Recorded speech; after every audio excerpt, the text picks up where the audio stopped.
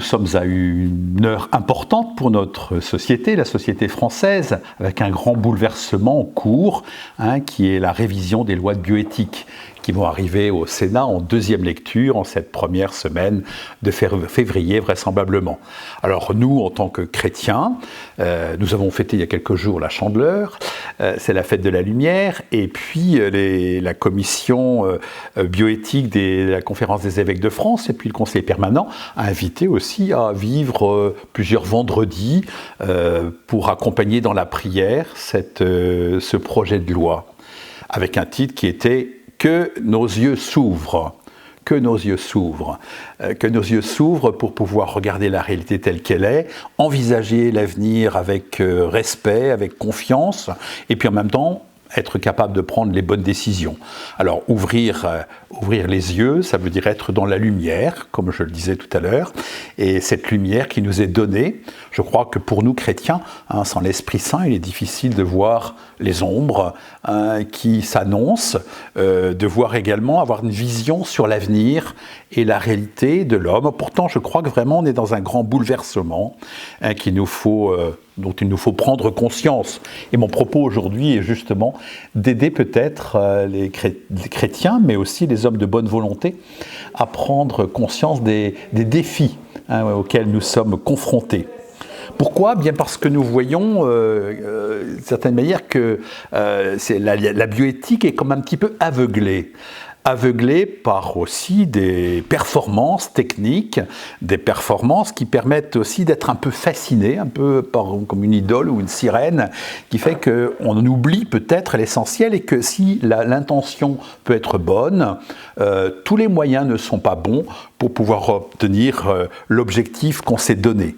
Et je crois que vraiment, l'idée, c'est de repérer ce qui est peut-être abus de pouvoir. On parle beaucoup d'abus de pouvoir aujourd'hui, mais abus de pouvoir de l'homme sur l'homme. Ce pouvoir qui veut être, contraignant, et qui font que ce que nous vivons est de nature à transformer profondément les rapports d'une société. J'allais ajouter que c'est quand même, tout cela est un peu un problème de sociétés plutôt riches. Nous ne trouvons pas ces questions-là dans les pays les plus pauvres et qu'il y a là aussi un fossé qui s'agrandit entre cette capacité à pouvoir proposer des techniques et que les différences sont notables entre les pays. Alors les yeux ouverts, c'est, je crois, un bel objectif, les yeux ouverts en particulier sur les détresses d'aujourd'hui.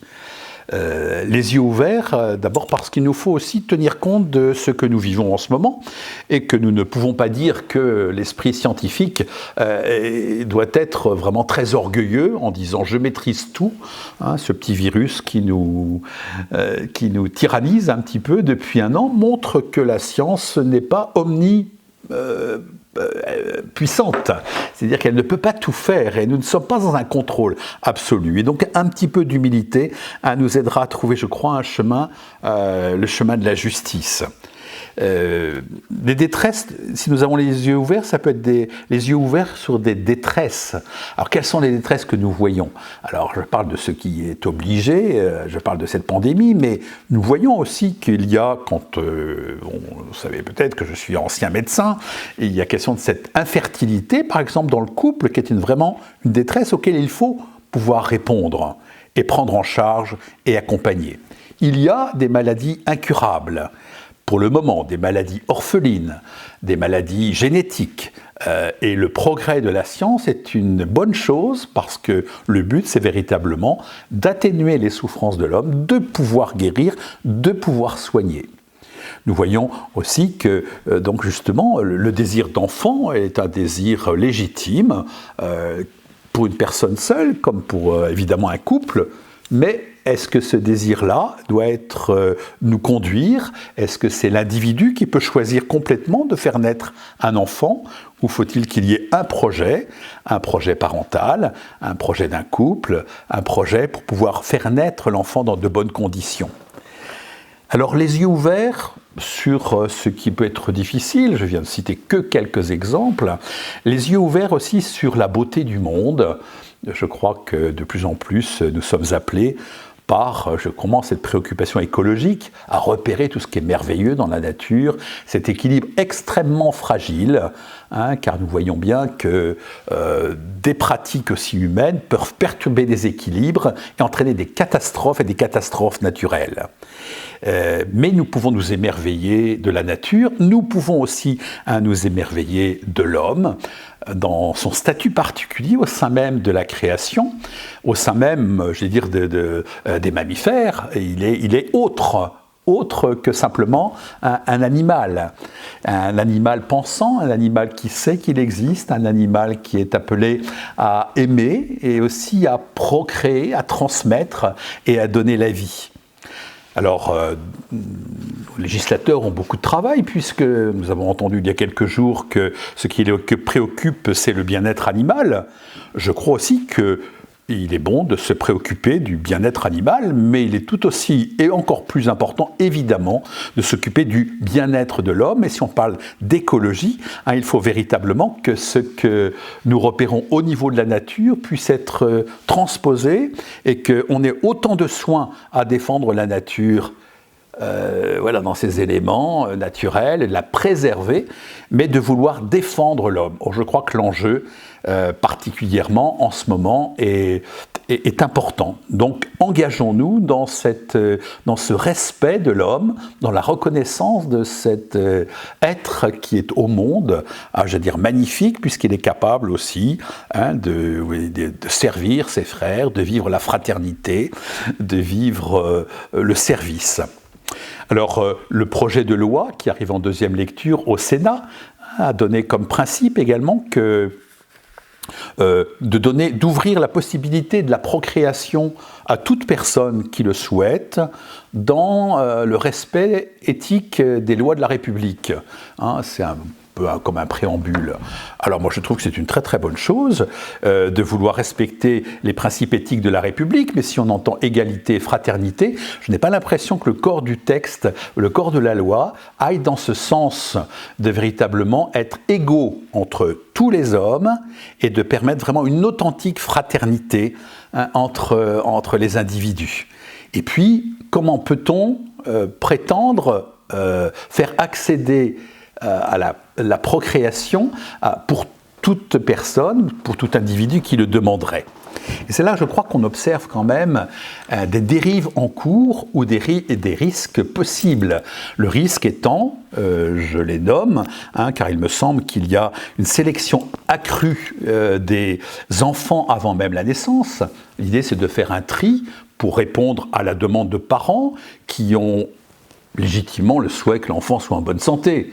Et qu'en même temps, comment peut-on leur garantir et de faire en sorte que, c'est ce tri qui est fait entre ceux qui ont le droit de naître et ceux qui n'auront pas le droit de naître. Il y a aussi une forme d'esclavagisme. Alors l'esclavage, les esclaves, on connaît, on sait que ça peut exister dans certains pays, la vente d'hommes pour un travail ou pour assouvir je ne sais quel besoin, mais il y a des formes aussi modernes d'esclavagisme lorsqu'on utilise quelqu'un pour soigner quelqu'un d'autre. Lorsqu'effectivement on va vendre non pas la personne elle-même, mais une partie de son corps pour obtenir un bien. Et je crois que là, c'est véritablement des dérives qu'il nous faut savoir reconnaître, dénoncer et lutter contre. C'est une question aussi d'égalité. Car bien sûr, il y aura les puissants et il y aura les faibles. Alors que deviennent les faibles dans notre société si effectivement seuls les forts ont le droit de vivre et les faibles de servir l'intention des autres. La loi, me semble-t-il, prévoit, de manière, un peu scandaleuse, la prolongation du délai d'avortement de 12 à 14 semaines.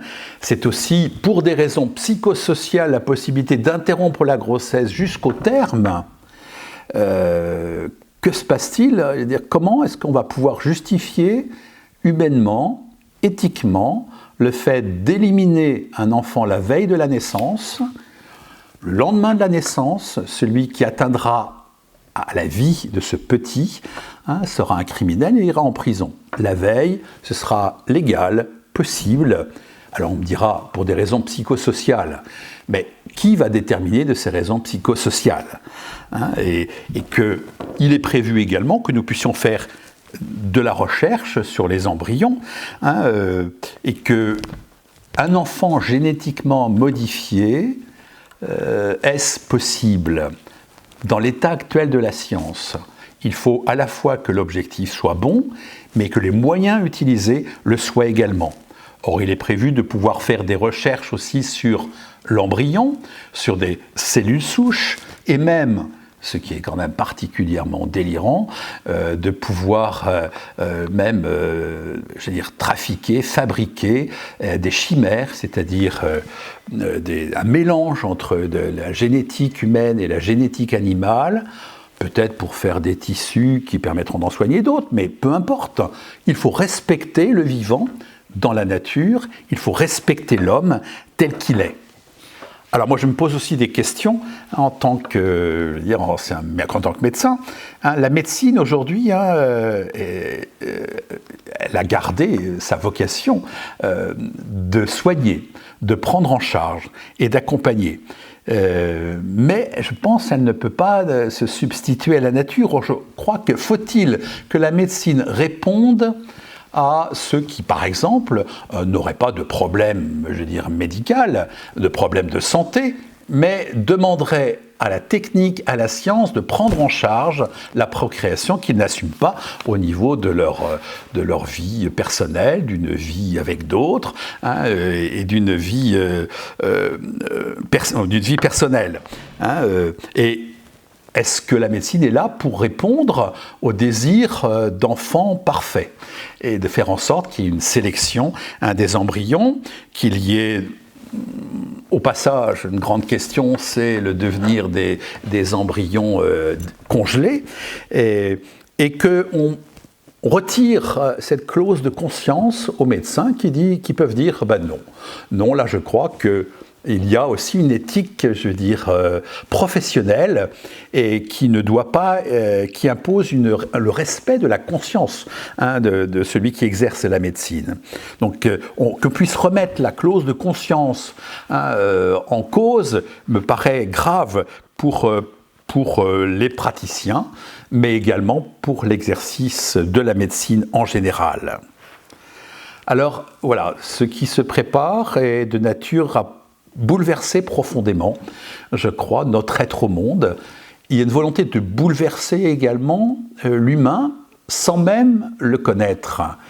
Et que ce n'est pas parce que c'est possible scientifiquement que c'est éthiquement correct.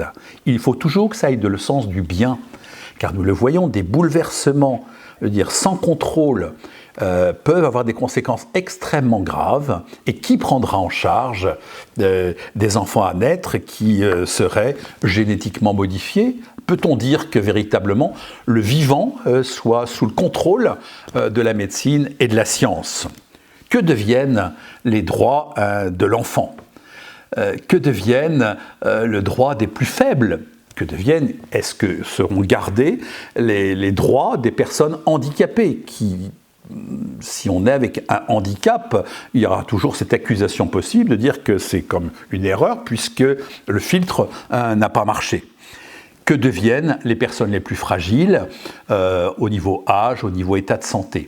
Or, je crois profondément, et c'est ma conviction, citoyenne et en même temps religieuse, que ma conviction, c'est qu'une société s'humanise à partir du moment où elle prend en charge ses membres les plus faibles et les plus petits, du début de la vie jusqu'à la fin.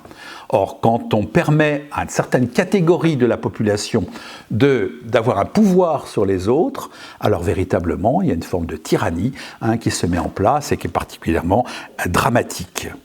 Et je crois qu'il nous faut prendre conscience de ce qui est en train de se passer, car il nous faut mettre en place aussi un certain nombre La priorité, c'est la lutte contre l'infertilité. La priorité, c'est le progrès médical éthiquement correct qui respecte tous les individus et particulièrement les plus faibles.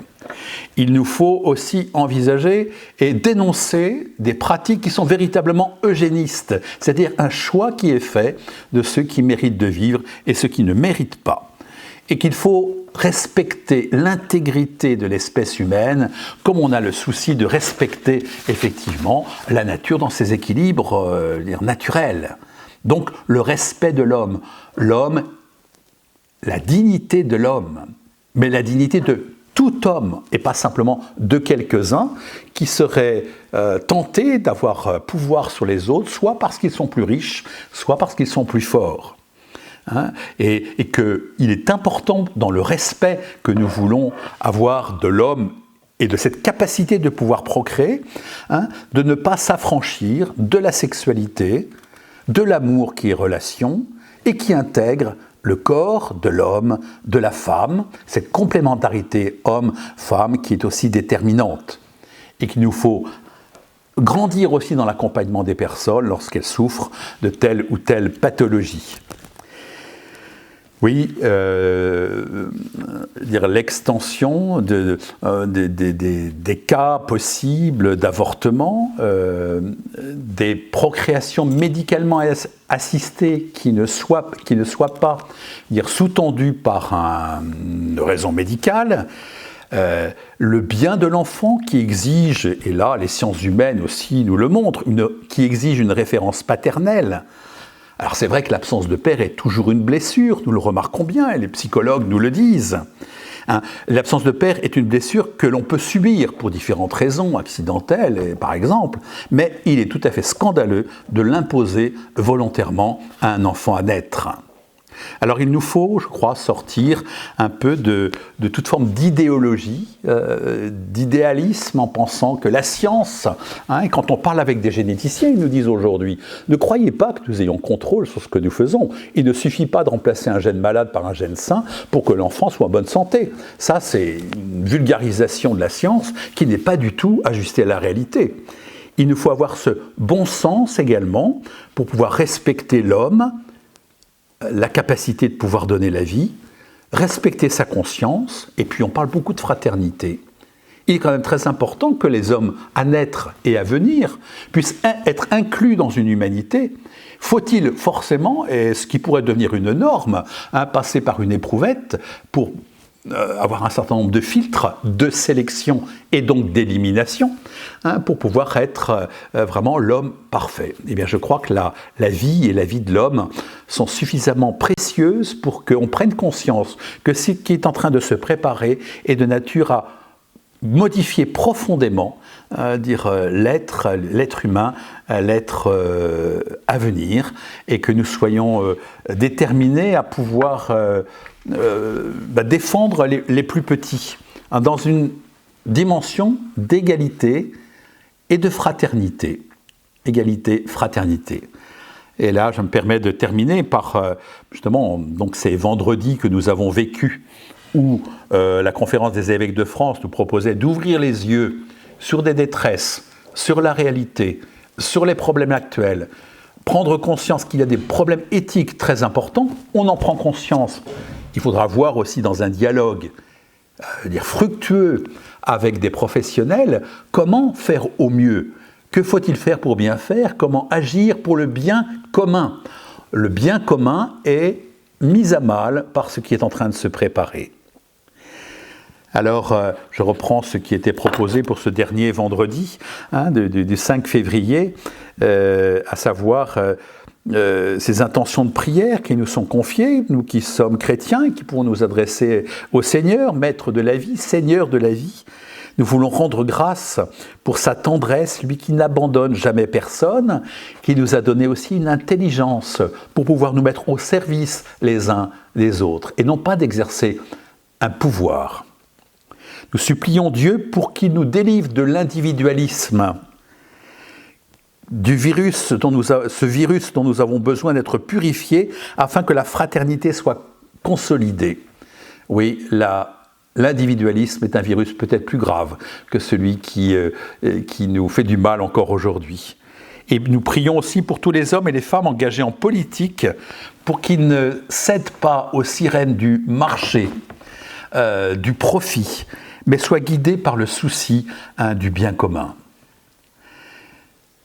Et le pape François nous propose sa prière. J'en dis juste un extrait de cette prière qu'il nous propose en ce temps dans Laudato Si, où il nous faut défendre la nature et défendre l'homme.